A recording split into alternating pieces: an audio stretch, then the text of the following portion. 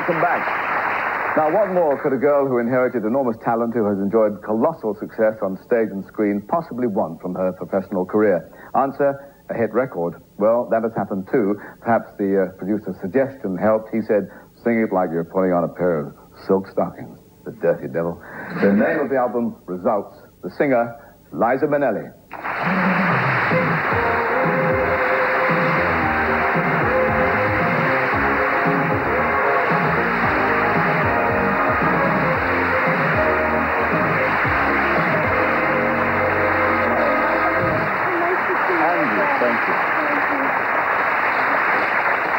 You notice we're both wearing black, but she looks a little different. Well, saying in all honesty, you have never looked better. Oh, Michael, thank you very much. Thank you. You look pretty cute, too. Well, you do. Healthy. Thank you. Stimulating company, you see. Are you a Trekkie? Oh, absolutely. I've watched every episode at least 3 times. And I was listening to what you were saying before. I think that the wonderful thing about Star Trek and why we all loved it so was that it made things possible. You know, it opened up new possibilities. It started you dreaming again. And the dreams were very real because you made them surreal. It probably we believed went, you, you know? I'm a Minnelliette. Well, you've worked together, haven't you? Oh, yes. Remind me about that. Oh, we worked together. We did it.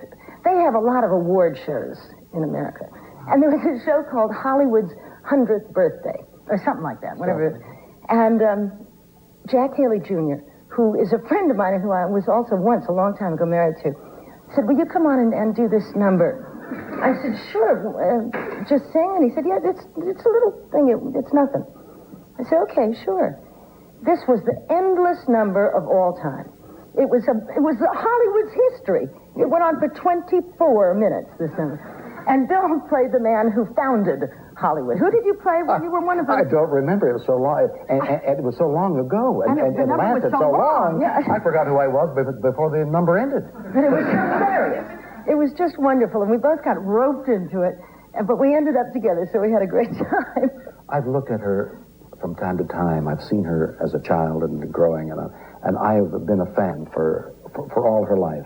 And she is better now as a singer and a performer than ever before. Not only better, but you've changed direction. I mean, you're now in the pop charts, and you're working with the Pet Shop Boys. Now, how did that come about? Well, it came about because the last records that I've done have kind of been recordings of live performances, like at Carnegie Hall and stuff like that. And Walter Yetnikoff, who's the head of CBS, said, why don't you do something new? Why don't you do a pop album? Why haven't you done it before? I said, I don't know, but I'd love to, sure. And he sent out a memo. And evidently, the Pet Shop Boys manager saw that memo. He happened to be in New York, and he saw it on somebody's desk. And he said, the Pet Shop Boys like her a lot. They should do a couple of tracks on her album. And I was thrilled, because I'm so crazy about them. I love them. So we had a meeting, and luckily for me, 2 days after the meeting, they called back and they said, we want to do the whole album. So that was just terrific, because then I knew it would be all of the same quality, it would all be wonderful. But she did something with her voice, Michael. You lowered your voice. There's a whole new quality to the way you sing. Age. Getting old. No, it's actually, it's the guys. It's Neil and Chris. Yeah. You've been traveling in Europe, too. Did that take you to Berlin? Yes, it did. And I'd never been to East Berlin before. I'd only seen the horses' behinds at the Brandenburg Gate. That was all any of us ever saw for a long time. And suddenly to sail through Checkpoint Charlie and to feel this kind of wonderful atmosphere where people are excited and people are calm and there's a kind of joy in the air. And, like any place where something's really happening. I'm walking around and I'm thinking, gee, this is great. And I'm alive to see this, how fantastic. And I'm having a wonderful time. And nobody was paying any attention to me, which is perfectly normal. It's an Eastern Bloc country. And suddenly this little boy, but I mean a really little boy, 10 years old, came up and he said, excuse me, Liza, could I have your autograph? I said, sure, yeah. And I was signing it. I was saying, what's your name? And he's saying, Kurt or whatever. And I looked up, and all of these people had been standing in line to go over to the West Side. had come towards me. There's like 150 people. And they're all East Germans, and they're saying, the new album is great. We like, Love Pains, or we like this or the other. Or the Pet Shop Boys are wonderful, or, but they all knew about it. And that freaked me out. I mean, I had no idea. Okay. No idea. Cabaret was made actually in Berlin, wasn't it? It wasn't a Hollywood film at all, really. No. I mean, my God, when we did Cabaret, everybody thought we were nuts. So what are you going to call it, the nifty Nazi follies? I mean, we're singing and dancing about the Nazis. What is that?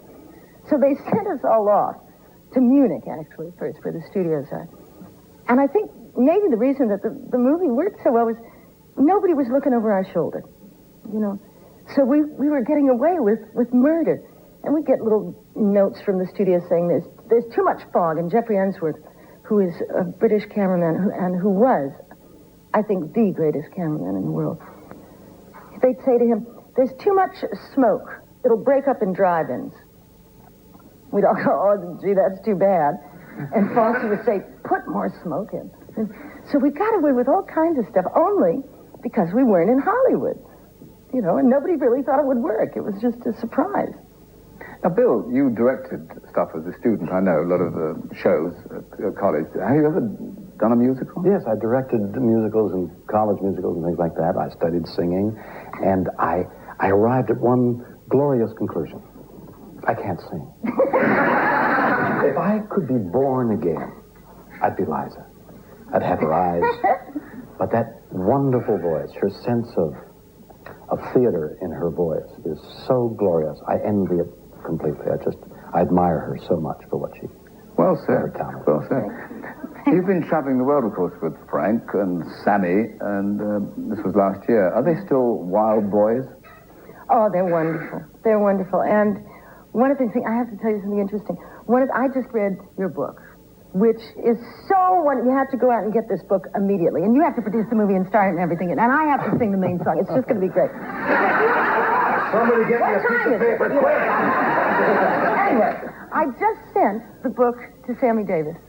Because I know he will absolutely love it. Oh, I love it. And we share, I guess when you work that hard with people, I grew up knowing them. First as friends of my parents, and then, as my own friends. How is Sammy? Oh, he's all right. He's been better. But I think that so many people are praying for him, and he's given so much to everybody. He spent his entire life entertaining people. And I think that the whole world is praying for him. I know I am every minute. How did he and Frank react to your album results? Oh, they liked it, Michael. They really liked it, which, surprised me, because when we played the Albert Hall here, and at the same time I was recording this album. So I'd work at the Albert Hall and be all very posh and wonderful, and then I'd go tearing across town into the studio with Chris and Neil and sing my brains out. At night? Not after the show.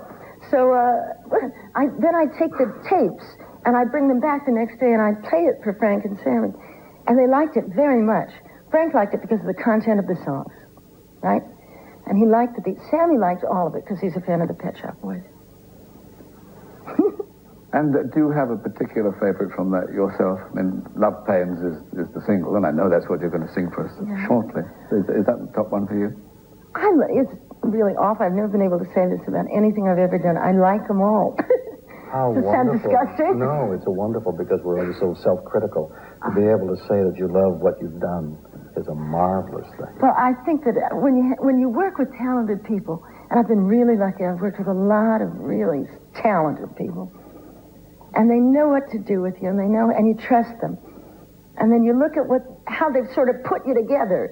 I think it came out terrific. Well, we're going to listen now. As I said, you've never looked better. I'm sure you never sounded better. We'll put that to the test. But before you actually leap to your feet and do it, I'll thank you very much for being here. Well, Liza thank you Minnelli. for having me. I'm William Shatner. And thanks for your company. See you next week. And now, Liza and Love Pains.